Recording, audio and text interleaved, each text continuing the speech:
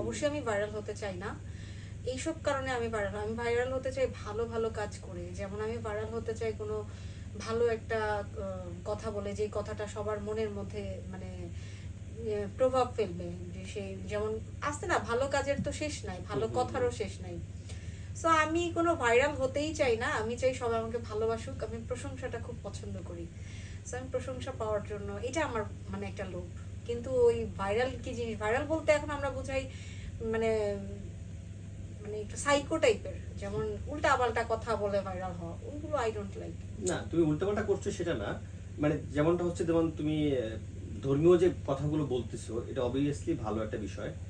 পাশাপাশি দেখা গেছে তুমি তোমার সোশ্যাল মিডিয়াতে তুমি তোমার যে অ্যাক্টিভিটিস, বিশেষ করে পিকচার দেওয়া, এগুলো তোমার ধর্মীয়তে অতটা এলাও করে না।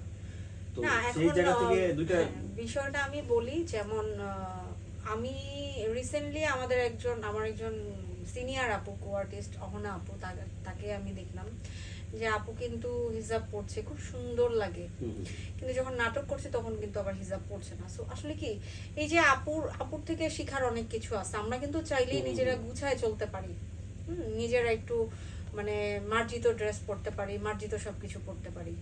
মার্জিতের মধ্যে থেকেও কিন্তু কাজও করা যায়, আবার নিজের ইটাও মানে মেনটেন করা যায়, নিজের ফরজ কাজগুলো, সুন্নত কাজগুলো, এগুলো মেনটেন করা যায়।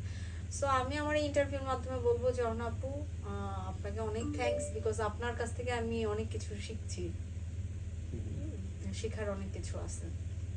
আচ্ছা, এবার আসি তোমার ব্যক্তিগত প্রসঙ্গে, সেটা হচ্ছে তুমি বিয়ে করছো কবে?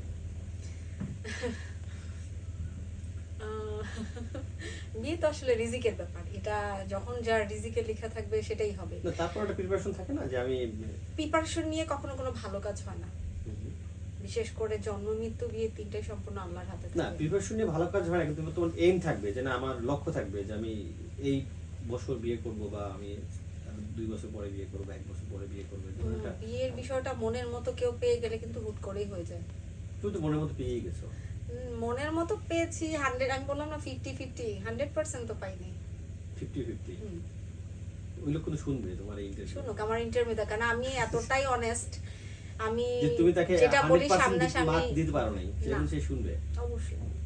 মানে তার 50-50, মানে বাকি 50 হচ্ছে না কেন, মানে কি ল্যাকিং আছে তার? এইগুলো বলা যাবে না, ব্যক্তিগত ব্যাপার। ব্যক্তিগত ব্যাপার। আর তারপর আমি আবার ওই একই প্রসঙ্গে আসতেছি, সেটা হচ্ছে যে পাত্র হিসেবে তুমি কেমন পাত্র চাও? পাত্র হিসাবে আমি কেমন পাত্র চাই, যেমনই হোক, আমার তরফ থেকে কোনো প্রবলেম নাই। আমি নিজে মানে ঘষে মেজে নিব, আমি গড়ে নিব প্রয়োজনে, যেমনটাই হোক। যদি আমার সাথে নাও মিলে সেটা আমি ব্যালেন্স করে নিতে পারবো, কারণ আমি খুব লক্ষ্মী একটা মেয়ে, কিন্তু অবশ্যই নামাজি হতে হবে। এইটা তোমার ফার্স্ট প্রায়োরিটি, বাকিগুলো আর কোনো কিছু না, সে যা খুশি তা হোক, যে কোনো মানে পেশার লোক হোক, নো প্রবলেম। কোন অঞ্চলের ছেলেকে তোমার বেশি পছন্দ? আমার তো ভালো লাগে বিক্রমপুরের ছেলে। বিক্রমপুরের ছেলে।